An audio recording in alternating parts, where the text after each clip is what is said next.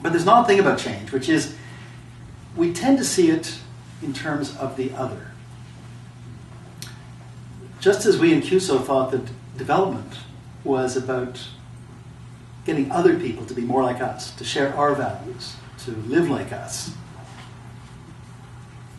change is often looked at in terms of how others have to change.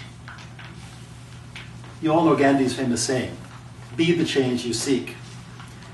But I think actually most of us would prefer to exhort or persuade or if necessary legislate others to be the change that we seek. To commit ourselves to change really means that we have to understand very deeply why change is necessary. Even if it entails some short-term pain, some loss of privilege. And that's why I think real change isn't the product of thinking and analysis. It's the result of seeing and feeling. And that's why that experience overseas with CUSO was so important. And it's why a different kind of learning is needed. What sometimes is called learning with the heart as well as the head. Let's look for a moment at the current situation, the current economic situation that we're living through. Our heads tell us that this economic decline is it's painful, but it's short term.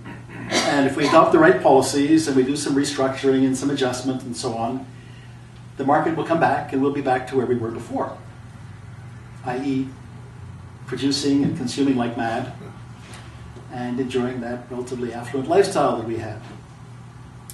But I think our hearts tell us something different.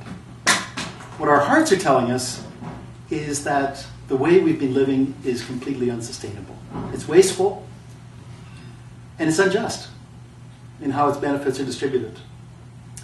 And that we can actually live with a lot less and not give up one iota of joy or fulfillment. Our heads tell us it makes a lot of sense politically to shore up what existed, to bail out failing industries, to cater to the interests of powerful people, to tell people that when this correction is over, we can go back to our SUV lifestyles. Our hearts tell us that actually sharing the planet better is good for everybody and is necessary. And that we're more likely to find fulfillment in pursuing the meaning of a good life than in seeking the means to buy a good life. So service learning, although I tend to find that term a misnomer, and I'll come back to that in a moment, is an example of a different kind of learning. It's really a form of experiential learning, but with the added sharpness of being in another culture or pushing us out of our comfort zone. And it produces that heightened sensitivity, that alertness or even the anxiety that you feel when you're out of your comfort zone. When all of your senses are very finely attuned, trying to make sense of what you see going on around you. Without any of the familiar poses that we can fall back on, without any of the guideposts that we rely on when we're dealing in our own culture. We've all experienced this, I think. At the time, it can be quite painful. It's not pleasant, always. But afterwards, you have that joy of feeling that you've learned something. And that what you've learned has really changed you. There's a wonderful poem by a poet called Mary Oliver, who some of you may know, which I think really captures the terror and courage of taking that step. It's called The Journey. And I'll read it out because I really think it says better than anything I could say what's involved in pushing yourself out into a new path. The poem starts, "One day you finally knew what you had to do and began, though the voices around you kept shouting their bad advice. Though the voices around you kept shouting their bad advice. Though the whole house began to tremble and you felt the old tug at your ankles. Mend my life. Mend my life, each voice cried. But you didn't stop. You knew what you had to do. Though the wind pried with its stiff fingers at the very foundations, though their melancholy was terrible. It was already late enough and a wild night, and the road full of fallen branches and stones. But little by little, as you left their voices behind, the stars began to burn through the sheets of clouds. And there was a new voice, which you slowly recognized as your own, that kept you company as you strode deeper and deeper into the world. That kept you company as you strode deeper and deeper into the world, determined to do the only thing you could do, determined to save the only life you could save. And the last line isn't about being self-absorbed, but it reminds us that our first task is to change ourselves, not other people. To save ourselves, not to try to save other people. And to do that, we have to go deeper and deeper into the world. It's not about retreating back into yourself. It's frightening. It's frightening because you're going into what's strange, but at the same time exhilarating.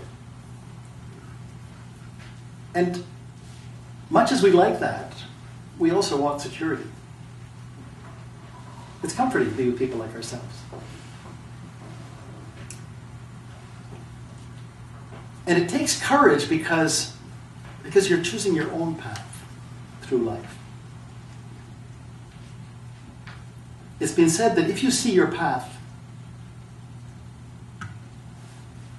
going out in front of you, it's not your path. You make your path. You make your path with each step, with each decision, with each choice you make. You make your path every time you say what you believe or you stand up for what you think is right. So what gives us that courage? I think we have to cultivate certain qualities. I think we have to have imagination, we have to have empathy, we have to have compassion. We have to have a sense of justice. We have to recognize when things are just not right. And curiously, these are the qualities that you see in children. In fact, I would say these are the qualities that we all saw when those 400 students walked out because the Korean stood up for what was right. And in the process, taught the police and the school board a lot about justice. Much more than they get in any set of modules and teaching guides. Children may have these qualities, but most of us have to learn them all over again. And we do that by doing and by seeing. By seeing that you can learn and serve. That, indeed, serving is a form of learning. So I think, on reflection, that's the error we made in CUSO. We thought these were two different things. Two separate activities. One was giving to others, and the other was benefiting from what we got in return. And I think the message of Jean Vanier, on the contrary, is that it's in the act of serving others that we learn about ourselves.